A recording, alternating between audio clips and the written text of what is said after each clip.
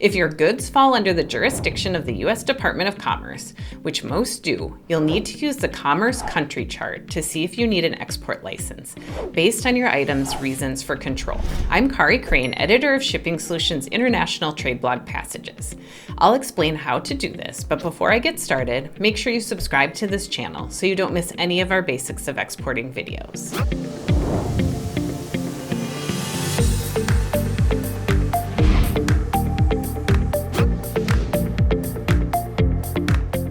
Let's get into the 4 factors that determine whether you need an export license.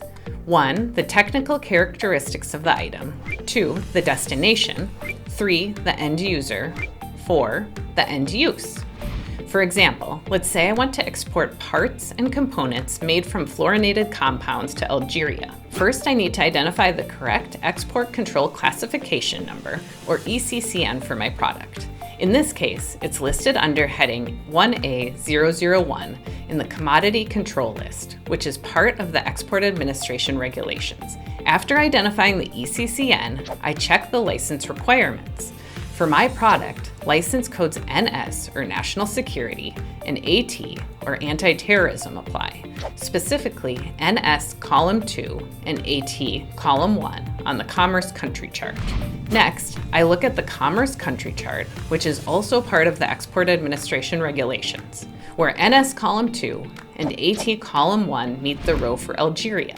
I'll see if there's an X or if the space is blank.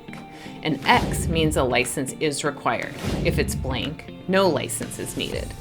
In our example, NS Column 2 has an X for Algeria, while AT Column 1 is blank.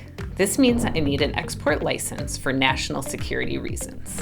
To make this determination a little more complicated, please be aware that the Export Administration regulations provide for some exceptions to these license requirements. If I go back and look at the Commerce Control List again, I do see that a license exception is available for this product if it is a low-value shipment under $5,000 and it's not controlled for any of the other reasons I'm going to talk about soon. I explain this in more detail in my video, What You Need to Know About Export License Exceptions, which I'll link below. Now let's talk about prohibited end use and end users. The BIS states that if you're aware your items will be sent to a prohibited end user or for a prohibited end use, you must have an export license.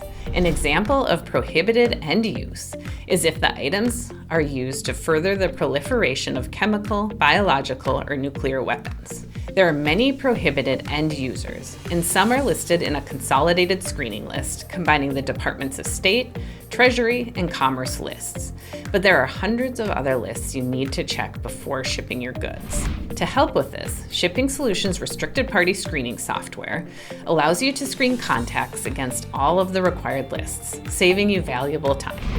And if you'd like to save the hassle of manually looking through the Commerce Country Chart for each shipment, Shipping Solutions Export Controls software will help you quickly determine if an export license is required for your shipment, and if there are any license exceptions available. We'd love to show you how it works. Look for a link below. Finally, you'll find a more detailed explanation of export license requirements in our free guide, How to Determine If You Need an Export License, which I've also linked below. If you liked this video, like it, share it, and subscribe to our channel for more videos sharing real practical advice for exporters. You'll also find hundreds of articles about every aspect of exporting at shippingsolutions.com/blog. Look for a link below.